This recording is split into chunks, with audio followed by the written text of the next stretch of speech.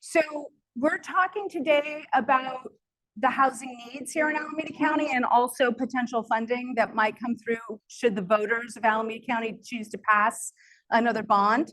But there's a lot of good data in here, and I'm going to go very quickly through the first 20 slides or so, and happy to do follow-up meetings with anybody who wants more information, and my team is here.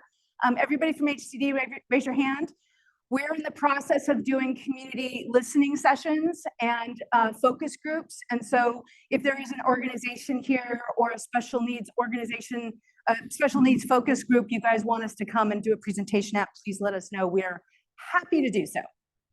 All right, so very quickly, going to go over the housing needs, possible new funding sources, what the big county role is, and then what that community engagement process looks like. And then what we're going to ask all of you to do at the end is by table, and maybe consolidate some tables if they're really small, choose one of 4 topics, or maybe we'll count it off, and do a deeper dive into what are solutions for seniors, what are solutions for chronically homeless, what are solutions for families with children or those with disabilities. And so we'll have each table sort of choose a topic or count it off, like I said, and do that deeper dive, and then report out. All right, so very quickly, in 2016, Alameda County voters passed Measure A1, which was $580 million for affordable housing, and by regulation and state law, general obligation bond, which is a tax on your property tax assessment, can only be spent on sticks and bricks. So this is capital money, it's not service money, it's money that was intended to increase the number of affordable housing countywide. And so what did that cost? It cost us approximately $90 per year on a $1 million home for 20 years. And it's essentially $9 per $100,000 of assessed value. So if you have a home that is assessed by the tax assessor for $500,000 in value, you're talking less than $50 a year. If you have a tax assessment of $1 million, you're talking about $90 a year. Just want to be really clear, this is a tax, people have to pay for it. This is what the payment is. Of course, 1 week's worth of groceries is less than what we're talking about. So who qualifies for affordable housing? Because I think that there is a lot of angst around affordable housing, who qualifies, how much do you have to pay, and is it low enough? And frankly, housing is not free, it always costs money, but the point is that it's very hard to reach our extremely low income populations, and especially our homeless populations who are generally on SSI, which is less than 20% here. But a 20% single person income is $20,000, and a 50% income is $51,000. Whereas a 3-person household, 20% is $26,000 a year, and 50% is $66,000. Now I know there's a lot of data here, so let me just walk you through it. A studio apartment at 20% of AMI rents for $518 a month, and at 50% rents for $1,295, $1,300 a month. Now, what is fair market rent? Fair market rent is a statistical computation that the Federal Department of Housing and Urban Development does annually, and they will not pay more than fair market rent for a unit under their voucher program, Section 8 voucher program. So that is what we can get a reimbursement for. Now, we all know here in this room that there is no studio out there renting for $1,600 a month. I did a quick look on Zillow this morning, and studios and 1-bedrooms are going for $2,300 to $2,500 a month. And that in downtown Oakland, just in downtown Oakland, in many of these brand new buildings, there are 15 to 90 units available at that rate in each of these buildings. So we have just overbuilt a luxury product that is way more than this. But that is the rate that HUD will reimburse us at. So even when you get a HUD voucher, there's still a gap, is my point. There's the 2-bedroom rents and what the 2-bedroom HUD fair market rent is. I want to point out here that the HUD fair market rent for a 2-bedroom is over $1,000 difference between what a 50% unit and a HUD fair market rent is. But in the studio, it's just barely $400. So as you get that larger family, there is more support from the HUD fair market rent or a voucher than there is in a single occupant, an SRO or a studio unit. Okay, now we're going to talk about SSI income. So approximately $914 a year, a month, which is $10,000 a year. Nobody can afford those rents on the previous page at that. And when we start talking about homeless housing and what's needed to keep our extremely low income folks in housing, you can see here that the monthly gap between what someone on SSI can afford, approximately $275, versus what it takes to get to any of these other affordable rents. That's not fair market rent, that's just an affordable rent. It's between $750 a month and $1,300 a month. Now, in the normal world, HUD would have come and met that gap for us. But HUD's budget has been gutted year over year over year, and there aren't more HUD vouchers out there. And so what is basically a broken federal housing policy is forcing state and local governments to come to the table with more money. And that is also like what we're trying to do locally, what we're trying to do at the state, but it has been 50 years of this broken federal housing policy, and we are just now seeing California have such a significant problem that it is waking up to the problem, finally, yay, and trying to do something about it. It's a little too, it's a lot too late, but it's better that they've come to the table now. All right, so what does affordable housing look like? This one is a suburban product out in Livermore, but it is a permanent supportive housing project for adults with disabilities, developmental disabilities. I think it's a good example. Folks are paying 30% of their actual income in rent out there. And they're mostly studios and one-bedroom units. And it is full of other types of services. They've got, food access programs and mental health and case management services at the site. So, this is a suburban product. It's not an urban product, but it is an example of one of the projects we did with Measure A1. Is that a good slide? Can you guys see that? We've built or have awarded up to almost 4,200 units in Measure A1. It's countywide. You can see we have projects everywhere, and you can see that, we went from November 4th of 2016 when we passed the bond measure up to now, and we have 4,000 units in some stage of pre-development construction or completion, and 1,200 of them are ELI or homeless housing units geared at 20% of AMI. There are other programs too. This is a first-time homebuyer program for residents or workers in Alameda County. So it is not intended for people to come from outside of the county and come here. It is just for our residents or our workers.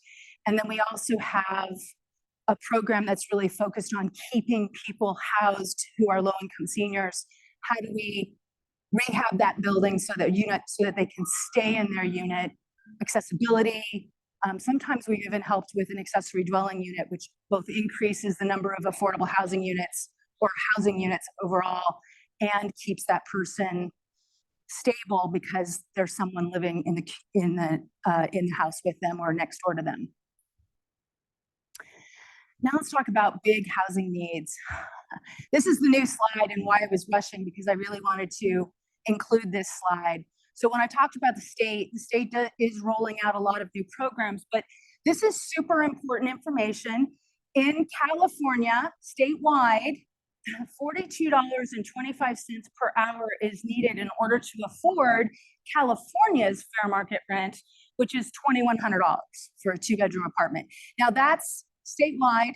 In Alameda County, it's higher. It's $46 to get to a two-bedroom fair market rent. That's how much you need to earn in order to afford that. But here we have what our minimum wage is, $15. The average renter wage is actually $33, and a two-bedroom housing wage is $42. So you can see the discrepancy immediately. We have almost 45% of our population as renters, and you can see there's just a huge discrepancy between what it takes to actually get housed and stay housed. This is out of the Out of Reach report. I encourage everyone to take a look at it. Just Google Out of Reach, and it's my favorite statistical annual report. I talk about it a lot. In 2020, the Out of Reach report essentially said that there is no state in the nation where you can earn minimum wage and afford a two-bedroom rent. So there is no longer anywhere for us to send them, right? That's what some people have said to me. Well, why don't they just move somewhere else? Because there is nowhere else. Not even in Alabama can you work a minimum wage job and afford a two-bedroom apartment. So this is one of my favorite reports, and I encourage everybody to take a look at it. So what's happened in the last 20 years in Alameda County? We've grown countywide by 15%. It's almost 230,000 new residents in Alameda County. Growth, the strongest in Dublin, which went up by 138%, mostly because it had a lot of, it annexed and brought into its city boundaries a lot of unincorporated land that was actually, never been built on before. So we call that greenfield development. And it more than doubled its total population. Emeryville also grew by 85% in the last 20 years, so that's a lot. But in general, most of the cities grew by about 10 to 15%. And there are some places in East County that actually lost population. Now, that's important because, oh, well, next slide, sorry. One after this, I'll talk about. The median income also went up significantly, and you can see on the far right-hand side, a dramatic increase in the income of our upper side, but then also a large growth in our lower income folks. And then what this center represents is the loss of the middle class. And that's really because of either wage stagnation or folks leaving the area. So we really see a dramatic shift and change over the last 20 years in what has happened with income here in Alameda County. And I really should have put these other two slides together, so I apologize for that. This is really important because this tells us what we did not build that we were supposed to build over the last 20 years. So this 50% or below area median income, the regional housing needs assessment numbers come from the state of California down to local localities, and every city is supposed to build housing or zone land for housing to accommodate this number. And in Alameda County, the right bar tells us what we should have done. The left bar shows us what we did not do. And in very low income or extremely low income, it's 20,000 units that we did not build. In the 80% of area median income, it's 13,000 units that we did not build. And in the 120% first-time home buyer sort of market rate, it's 23,000. So that represents our dramatic shortfall. On the flip side, the very left-hand slide is the luxury housing that we did build, and we overbuilt. We built more than we needed to, significantly 26,000 units at above market rate, meaning that there are more units out there for the folks that aren't here. They're not here, and that means that we are importing them from San Francisco or Santa Clara County where the high wage jobs are. So we overbuilt in that income bracket and underbuilt everywhere else. Let's just also admit that low-income housing requires a subsidy, and you actually need to have capital dollars to get that done, right? Hence, Measure A1 was really important, and it wasn't enough. So what do we need right now? If you were to look at the low-income populations, those who are overpaying for rent, meaning paying more than 30% of their actual income in rent, it's 69,000 households paying more than 30% of their actual income. Now, some of them can accommodate that better than others, but that orange bar, that represents our homeless population, which is unhoused, completely unhoused. So you can see that right now we are not we don't have the appropriate housing numbers for the people that are here right now. The next bar over the 28,000, that's what the state of California tells us is our future need in the low income bracket. And so we're going to eventually grow by that additional 28,000 for their projections. Whether they show up or not is unknown, but that's what they're telling us our future need is. And when we talk about housing need, everybody is focused on that future need. Very few folks are focused on our 69,000 number, which are the people that are here right now. So I show these two together so that we have the big picture and people really see what the problem is. So what have rents done in the last 20 years?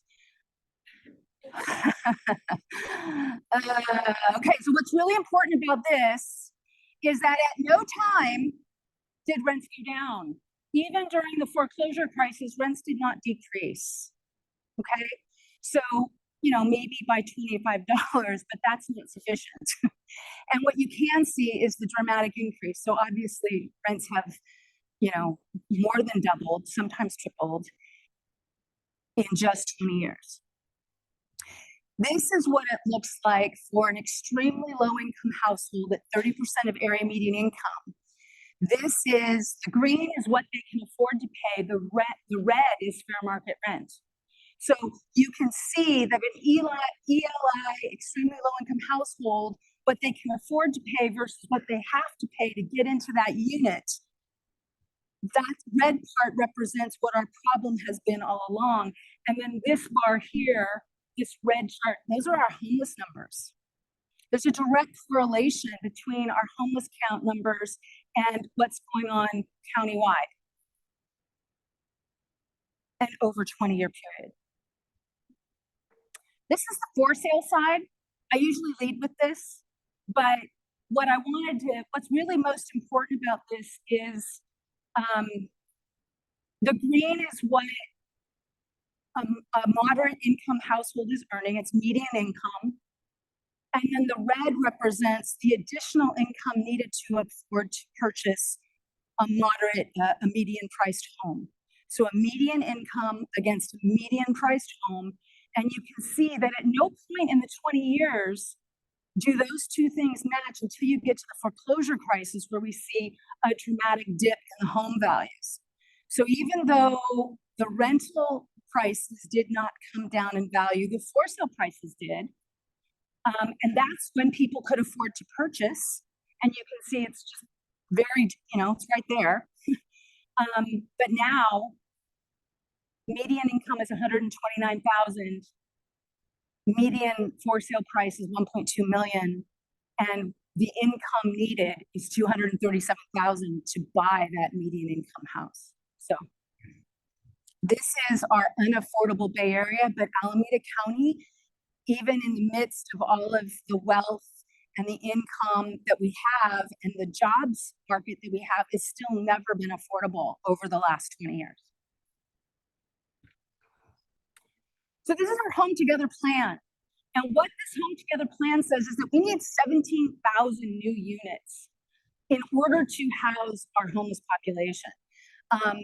4,100 is just supportive housing. 3,100 is for frail and elderly, and then just 10,000 units needed for just dedicated affordable housing. So, we really have this immediate need just right now of 17,000 new units. And this slide I've always felt is really important. The orange slide is the trajectory that we are on right now. This slide tells us that without a massive increase in spending, both capital and services, we're going to continue to see our homeless population increase. If we invest money at a moderate rate, that's the blue line. And if we invest money at an increased, significant increase, we see a decline. And so in order to curb homelessness, we need to get to that green line. So what's on the horizon? What's on the horizon is the creation of the Bay Area Housing Finance Agency. It was created in 2019 through state legislation. CHU passed it, AB something. I'm sorry, I don't remember the number. It is a division of the Metropolitan Transportation Commission. The MTC is a regional body that elected officials from all over the 9-county Bay Area have a seat on.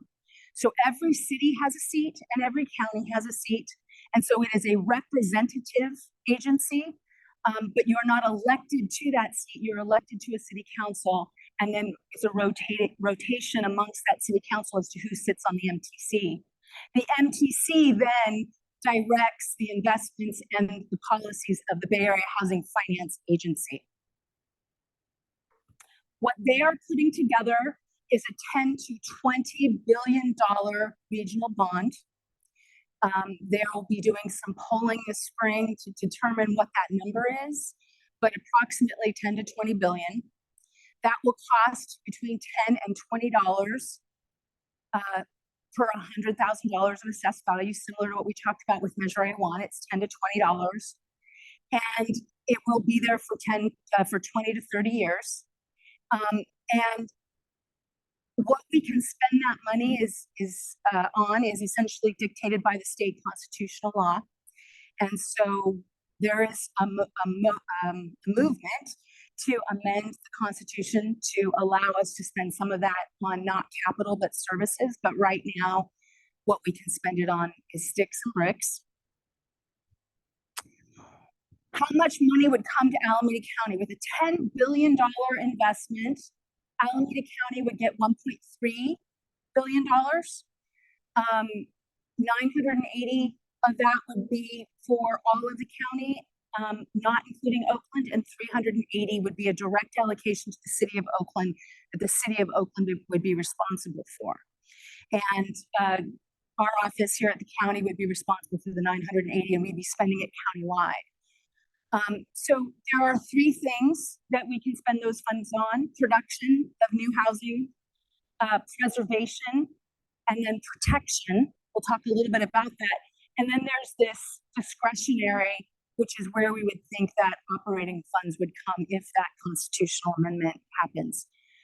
What is production? Production is that. It's new housing.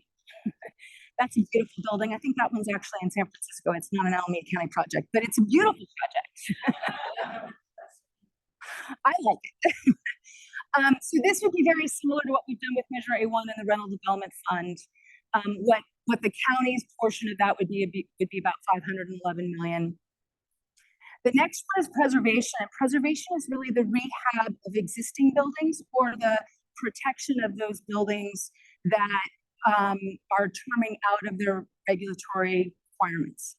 So this is really about preserving those 1960s buildings that are falling apart and making them habitable and making them strong and safe to live in for the next 50 years.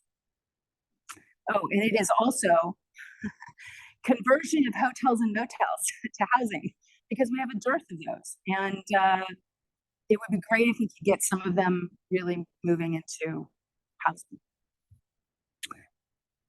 Protection is really about how do we keep our tenants housed and how do we make sure they don't become homeless.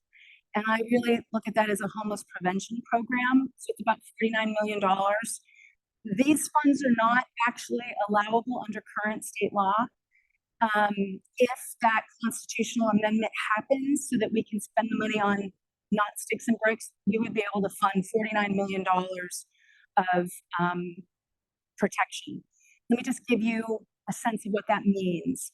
Alameda County funds AC Housing Secure. It's a legal assistance program. We put about 1.6 to 1.8 million a year into that program, and we can serve about 10%, maybe 15% of the tenants who are getting eviction notices before the pandemic.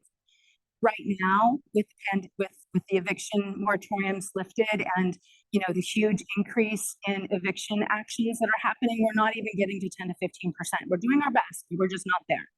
So this is the kind of money that would fund a program like that. But it could also fund, emergency financial assistance, which is similar to what we did with the emergency rental assistance programs. So there's a lot of good stuff that we could do with this money if that law changes. And if it doesn't, then this money would probably be moved into production. So we're engaged in a community input process. This is one of our, I'm going to call you guys a focus group. And I'm hoping to hear your feedback at the end of this meeting. And I'd like each of you to do this deeper dive that we talked about at the beginning. We're holding listening sessions with Board of Supervisor meeting. The Board of Supervisors are individually holding listening sessions. Tonight is Supervisor Parsons at the Ed Roberts campus in Berkeley. We've held 3 of them so far, and the last one will be in Pleasanton with Supervisors Halbert and Miley the 9th. Is that right, you guys? The 9th? Yep, you're saying yes. We also have a website, and that website has a survey. It has a place for people to tell their story, talk about why housing is important to them, what maybe some of their historical problems that they've had trying to get access to housing. But then also an opportunity to hear what the priorities are from the community. But again, we're also going out there and holding focus group meetings and listening sessions. This is what that survey looks like. It's on that website. And here, these are the listening sessions that we've done. There's also a series of what we're calling housing summits. The first one was held in September. The next one's going to be held in January. At that meeting, we're going to be reporting out on what we learned from these kinds of meetings. So the fact that you guys are going to report back to us about what you think is important will end up in the report that goes to the Housing Summit. We will also be taking that to the Health Committee of the Board of Supervisors, so there'll be public meetings where community people can comment. And by May, we will be taking to the board for adoption of the plan our list of priority programs. So it'll be important for any of you and your clients in the communities that you represent to show up at any of these meetings or in the survey to help us formulate what that expenditure plan is going to look like. So I went very quickly when I'm at, because we only have an hour. And when we're holding these listening sessions, we usually spend about 45 minutes on this presentation and then another 45 minutes talking. But, we had to truncate that down a little bit. So what we'd love for you guys to do, and I have staff member here that can be walking around and answer questions, and I'm happy to walk around and answer questions if anybody has them. But we'd like you to let us know, what do you think the most important programs are? What do you think the most important ideas are to help solve some of these problems? So if you have an innovative idea around senior housing, let us know. And so why don't we count off? So 1, 2, 3, 4, 1, 2, 3, 4, 1, 2, 3, 4. If the ones could work on homeless, chronically homeless, what do you think will solve that problem? If the 2s could work on senior housing and senior issues, if the 3s could work on families with children and the 4s could work on special needs housing, at the end of this, at the end of our lunch hour, appoint somebody at your table to report out. That's what we're looking for, and we're hoping that you guys can help us shape the plan. And if people want to move around, please feel free. John.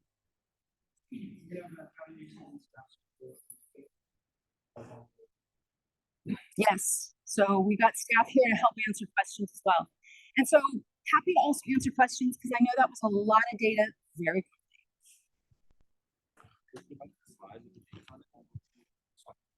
Oh, this dates, yeah. We also have handouts here. Do we have handouts of these 2 papers, guys? Nope, we didn't bring our handouts. I'm sorry. These slides will be shared. Yes, Kim? All of the slides will be shared.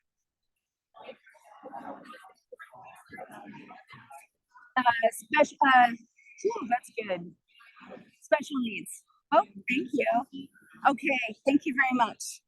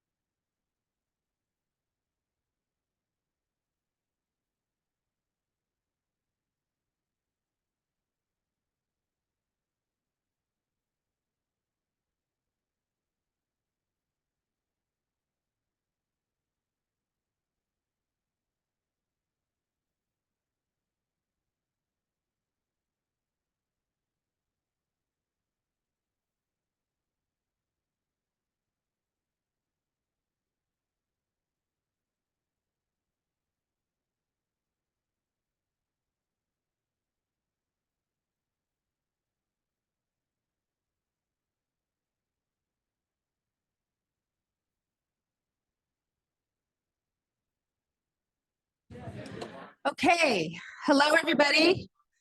This sounds like it was a really good conversation. I really want to hear back from you all. I'm actually going to invite John up. John is my assistant housing director over our housing development side, and he is going to run this report out. And Amanda is going to run to each table and let those folks who are responsible for reporting out tell us what they learned. And I have to run to the CARES First Jail's last meeting, so I'm leaving. So thank you all. All right, thank you, everybody. All right. Everyone, we're going to go ahead and move into report outs. If folks could wrap up their conversations, we're really excited to quickly go around the room and hear from all of you. So appreciate the great conversations that are happening, but we're going to shift back into the full room for report outs. And John's going to lead us through that. Great. Thank you. And thank you all for taking part in that discussion. Now it's time for a little bit of show and tell. We hope that everybody will participate. And we're just going to go around the room to each table, and I'm going to call on the table. There should be county staff at your tables, but we're hopeful that that we hear from the community rather than county staff, right? So I'm going to call on the table by the staff's name that I know, since I can do that. But we're hopeful that one of you will report. So we're going to start with Pauline's table up here on my left. You're right. Fine. Yeah, go ahead. So what are the problems? Yeah, what are the problems facing vulnerable communities in your area, and what solutions do you envision? All right. So yeah, we talked about I'm Patrick Anderson, by the way. I'm here with as part of Everyone Homes Emerging Leader Program with Live Experience. So I was homeless, and I'm not anymore, but yeah. Not celebrate just yet. Michelle presented an awesome presentation that had so many valid points in there that I think we should just, eat it and see what comes out. That's crazy, right? So we talked more about the preventativeness of once you're homeless or before you're homeless. That stigmatism is huge. We all know that homelessness, the preventiveness doesn't start the week or the month that you get the eviction notice. It starts in the mind, 3 to 6 months, because you're leading up to that point. So, and a lot of people that are going through homelessness at that point, especially the youth, don't even realize that they are homeless. It hasn't kicked in. They think homeless is somebody that's on the streets, but everything is showing that, those who are living check to check, who think ends meet is an actual meet. No, it's it's ends meeting. You're not able to pay your rent. A lot of the feedback we got was that the city of Oakland and different programs are in place, it feels robotic. It's not humanized enough. It's not enough compassion. It's not enough urgency. At the what do you call it? The 2022, what is it, 20 Street? Wood Street? So Wood Street had a lot of issues where they were taking care of themselves, self-sufficient, providing food, providing shelter, providing community, providing that humanistic view and with community that's needed. And that was never there. It was more like, there's the garbage. There's, there were things that were happening that had nothing to do with that community. It was outside people that were maybe have become homeless recently and weren't part of the community. And then the city just wasn't providing services. They weren't there. So you had this community taking care of themselves.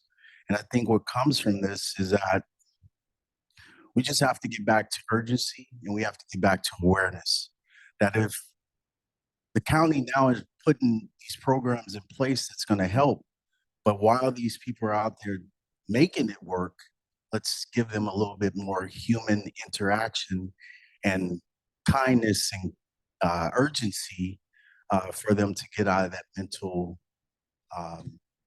state of mind. And that's what I have. Great, thank you, thank you.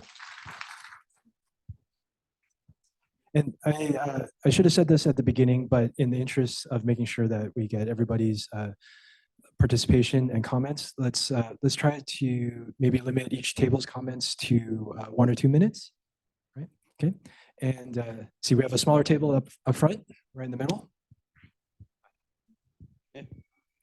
Hi, my name is Ray. I got a couple, I'm gonna go through them a little fast. But what we talked about was chronic homelessness. At our table, we said, or I said, the sense of trust was a big part. The block parties, I think back in the days, we used to have block parties, kind of lost vision of that, but that really helped the community because who doesn't like a block party, right? You hear about it, you go to it, and then when you're there, you learn some stuff and you eat some food and you leave, and you're a community. So everyone comes and does that. It's a community engagement, and there's incentives most of the time, food or just gift cards, prizes you can win, jumpers, children running around, face painting. Yeah, so that's a sense of trust, right? Okay. Knowledge of what's going on. How many people really know about what's going on at a block party? You need people to go and tell you what's the block party about. We got to start with young people, right? You got to be compassionate because there is young people being targeted, right? Or going through this struggle alone. And we need to avoid making, and avoid making it generational. So non-reoccurring is what we're really looking at.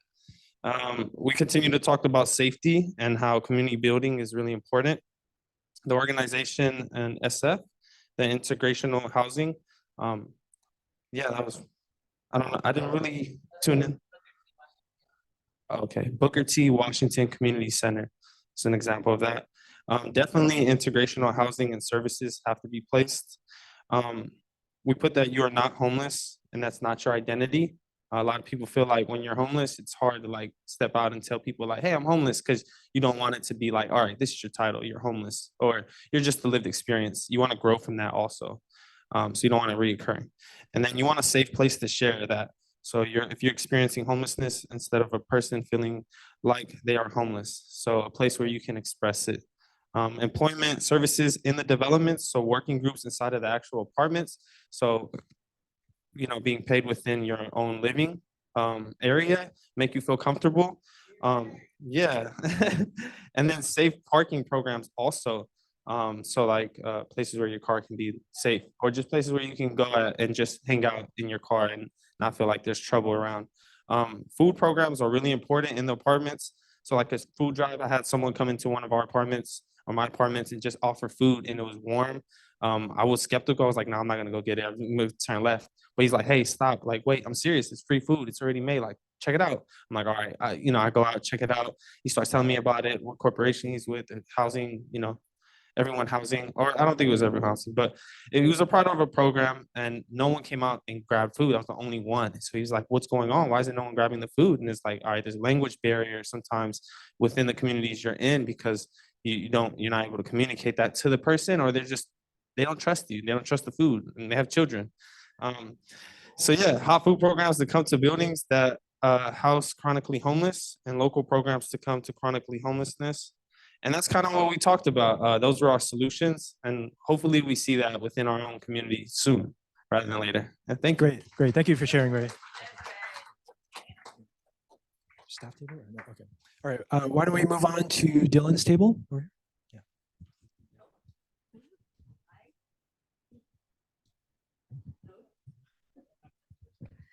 Hi. First, just coming up here, the word silver tsunami. It's the term that's being used to describe the rapid aging of boomers and the growth of people, the growth in numbers of people surviving 65, 75, 85 and beyond. So an abundance of need, but we still haven't established that need and made it part of various plans and programs specifically, if I understood the comment. So at that place, we observed that there are growing numbers of seniors and disabled people are part of the homeless population. At the same time, seniors are more likely to own homes in California than some of the younger population, but not everyone has an extended family nearby. Homes, if you have a low income on a fixed income, can deteriorate around you. We were hearing about there being a kind of too substandard to place people in a housing stock, putting people into substandard places. Should those be eliminated? Should people put into substandard, whatever mold-ridden places be counted as success? But I think we went back to not only our, we have homeless seniors, we have homeless seniors living in vehicles. I didn't mention, I'm just bringing that up now. And we also have folks who are extremely private and even living already in their own homes or other or rental situations where they're too afraid to speak up, not able to reach out or even to know what to reach out for. So there's a need for a network of care, and that we also note that senior abuse and issues of displacement coming up in probate court. That's a matter for maybe organizing with the Attorney General office or district attorney's offices who manage that countywide. So we observed that senior housing, there's some sense that there's less opposition to senior housing. I've personally seen opposition to senior housing, but it didn't block it from being built the way it's been done in as much. So we have an opportunity to really work on both sides of this, building new rental buildings, being in mind that seniors might, in existing senior buildings, are sometimes subject to bullying and abuse.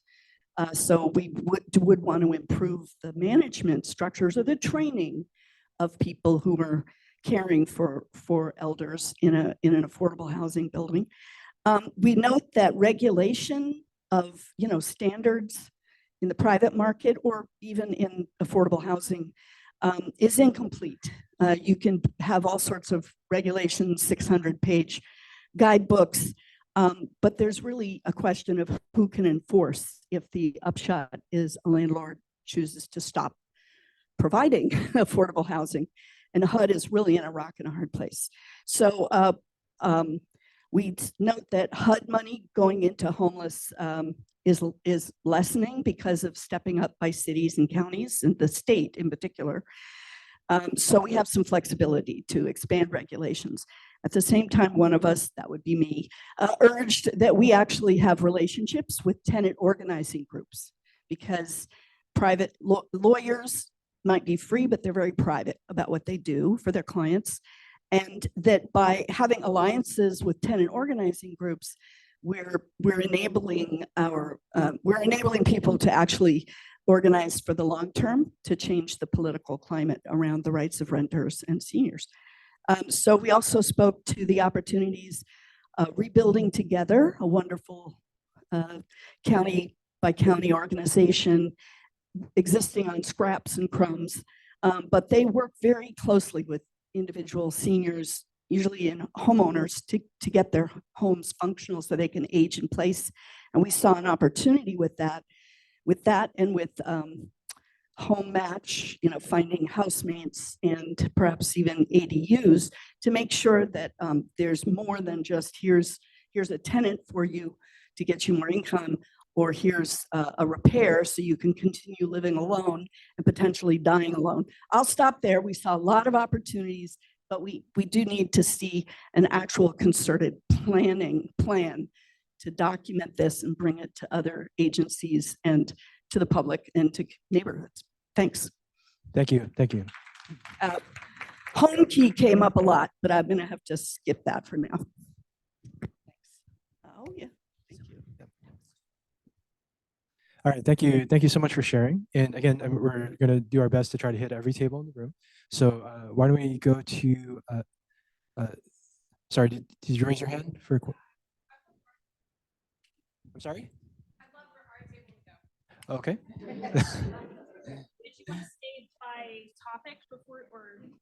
I was just going to go snake wise, but yeah, okay. Salima, then. Yeah, Salima's table right in the middle. Sorry. My table has said I have to. Some of the things that we talked about were dealing with chronic homelessness as well as seniors. Luke left. Luke had a great idea about shallow rent subsidies. That's something that could go for seniors as well as for chronic homelessness. We talked about tiny homes and ADUs being a possible solution, and in building ADUs, lowering the permitting costs, making sure that it's cost effective and not $500,000 to build an ADU and still charging, $2,500 a month, which may not be reasonable. Aging in place, but can no longer, for older folks who are aging in place who want to stay in their own home, but can no longer live on their own. Like, what are those next steps and what does that look like? Instead of sending them out to places like Chico and some other places that are far out from where their community actually is, how can we help them stay in the community that they have thrived in and lived in and just gotten older but can't live alone? Even providing home health care for those people who do have their own places, who want to stay in their home. And even if they live with a family member, as was stated, family members still have to go to work to take care of the home themselves, and they may need some type of home health care. So maybe even providing for that as well. One of the issues that came up too was the issue of actually closing down mental health facilities. And closing down mental health facilities with so many persons and people who have mental health though.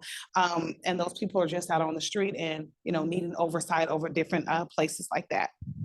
And also reducing the time to build and reducing the cost to build, and maybe even adding something on for developer fees. All right. All right. Thank you. Thank you. All right. All right. So this, the next table is on my left. I sat next to Ms. Deirdre, and they nominated me to report out. So, all right. There was a lot of great discussion, but I'll try to summarize them into a couple broad areas. The first is affordability. There were a lot of examples of seniors being on fixed incomes and either being maybe $1 or $2 over income to qualify, or where a slight increase, say in SSI or Social Security, might put them over income.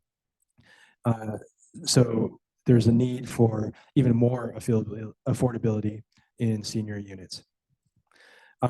Next area is process. There's a fragmented system. There's no connections between the housing system, the medical system, and the supportive care system. So there needs to be greater coordination between all those providers. And then the other broad area is location, aging in place.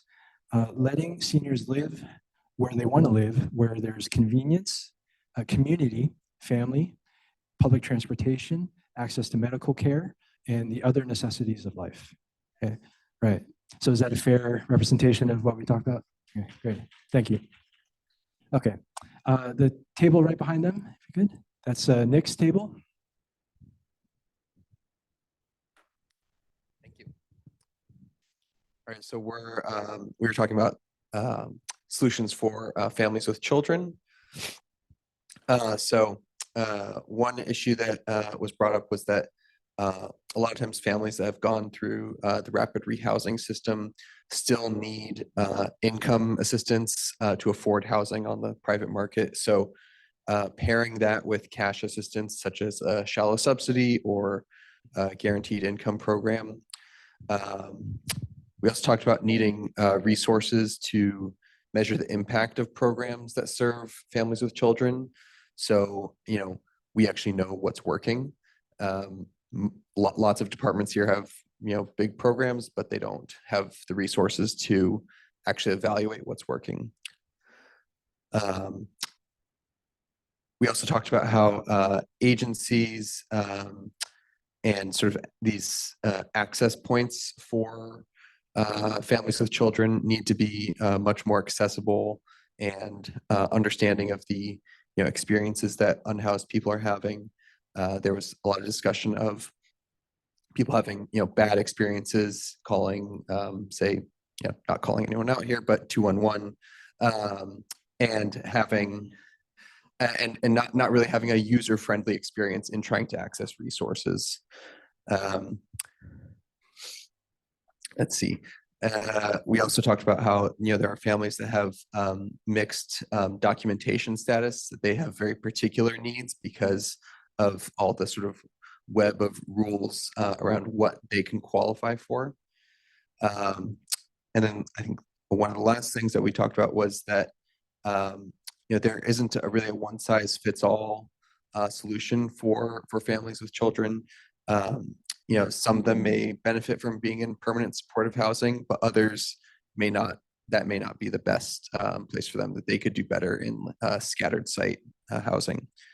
And then I think last thing we talked about was the need to have a really strong workforce for those who are providing services to this population, so that there's a much better system, people who are very well trained and have been doing this work a long time. Thank you. And next in the middle, I am hoping that one of the guests at Stephanie's table will speak rather than county staff. So. Hello, everyone.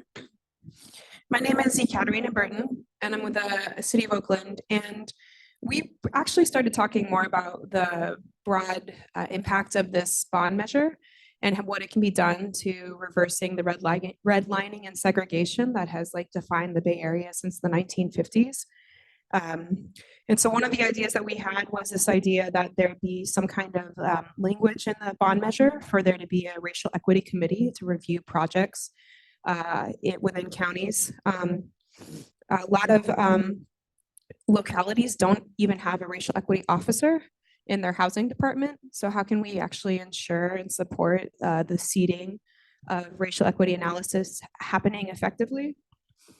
Could there be language in the bond measure for scoring criteria where projects that address racial equity or address kind of the needs of particularly vulnerable communities within that county get scored higher? And again, providing oversight about how counties are using this, because a big issue is that, for the past few decades, our suburban neighbors have not been doing anything. And so now they're going to get money, but what are they going to do with that money to ensure that they don't continue to increase the segregation that already exists here? We talked about how in particular could Emeryville be lifted up as a model for more funding, because they do not do the impact fee model, which means any development that happens in Emeryville for luxury housing also has to include other affordable levels of income there. And so they've actually been dealing with segregation by getting rid of it through their housing policy. And can we ensure that that we are having either quotas or some kind of proportion of units that are built for the different kinds of populations that are vulnerable? So in particular, among homelessness, we need more units that are for people who are single or couples, families, and then, what would be needed for seniors. And I believe that was mostly everything. So yeah, if we're not dealing with segregation in this process, then how are we not going to repeat the past? Great, thank you. All right, we can move to the table on the right here. I don't see any county staff, but want to share? Or, no, okay, we'll move on to let's see, Jeanette's table in the back. Yes.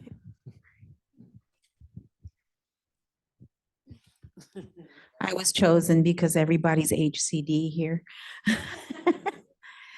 Hi. This area was chosen for special needs housing, and I would like to share what special needs housing identifies as is those with chronic homelessness, with chronic medical conditions or mental health conditions, HAPA, which is housing our folks with AIDS, TAY, those fleeing domestic violence. Jeanette, did I miss anything? Special needs.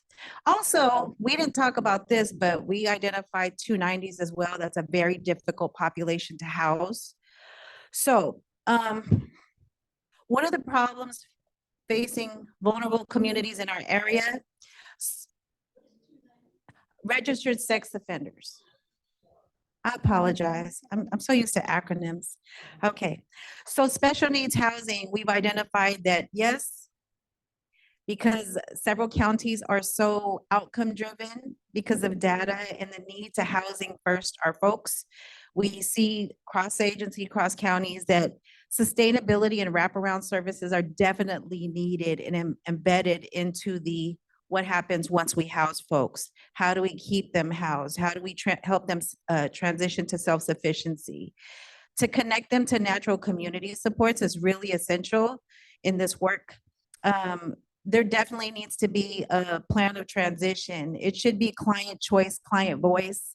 We're so driven on let's just get them housed. It's just, you've got so much time to spend your money. If you don't use it, you lose it, right? So client choice, client voice is truly important in this work. It helps them sustain in their natural community. Resident services, robust. I have to say robust. Resident services is needed when we do place them on permanent supportive housing sites or even sites that just provide housing with accessibility just for needs. How do I get to the nearest laundromat? Where's my nearest grocery store? How do I catch the bus? How do I get a Clipper card? So there's also been a great benefit that I've seen cross agencies with benefit of CalAIM and ECM supports, which means enhanced community managed. Am I saying that right? ECM. CalAIM, I've seen it. It helps a lot of our seniors and those with special needs really sustain in their housing, whether that be transporting them to their doctor's appointments, making sure that their medicines, their meds are taken, and just whatever it takes to help them sustain in their housing. We also identified the need to build more service components. Of course, housing first is the model, but then and then what? So really adding service components to their housing. And then also, where's my friend over there that talked about self-care and education of how to retain staff. That is so important because cross-agency, I see the shelf lives that happen and they're burnt out. They're burnt out on, so what can we do to help our staff, especially the tenured staff? They're the ones that are burning out in the work, or they'll shift over to another role within their agency where their strength is really, they're really strong in this particular area, but because they're so burnt out, they're not practicing self-care. So that really resonated with us. In education of various resources available, someone at our table had shared, had I known about the community resources available to me, I wouldn't have been as homeless as long as I was. So the education piece is really important on what's available to our unhoused community out there in the encampments and places not meant for human habitation. We've really just got to, take that step and be creative and be solution and outcome oriented. So sorry, my age is kicking in. What solutions do you envision? We discussed subsidies to go towards expenses other than rent. Some folks have been homeless for so long, they don't even have a toothbrush or pillowcase, or I'm just talking some random stuff here because I've seen it happen. So with flex funding to support them in their transition into their home is even providing resources on how not to hoard. That's really important because that's one of the major eviction things that I hear is hoarding for our seniors, but that's what's little to us is so big to them. So getting them that support that they need, for that's a mental health component. It's what's little to us is really huge to them. More support for congregate mobile home parks for senior housing. There's a large stock of that, and we're not utilizing that. There's like a stigma of that is a generation and that is an era of for some of our senior folks where that's a community to them. But it's a stigma for the folks out that are building these new developments and they're looking at it like, you're gonna bring my property value down. No, that's a community. So just getting the buy-in of the community of our why, right? And then incentives for property owners to develop small homes for seniors. There was a landlord that we worked with years ago. He rented out his 2-bedroom home for $700. You know why? He said, baby, you're not about to tax me, so I'm just gonna charge you $700 to let this guy move in so that he's not home. I'm telling the true story, so that he's not homeless in the streets. This gentleman went and got a job because he had somewhere to stay. Homelessness is public health. If they're not housed, they're not healthy. If they're not housed, they're not healthy. And to bring back the family self-sufficiency program, just because there's special needs, there's hope for them to transition.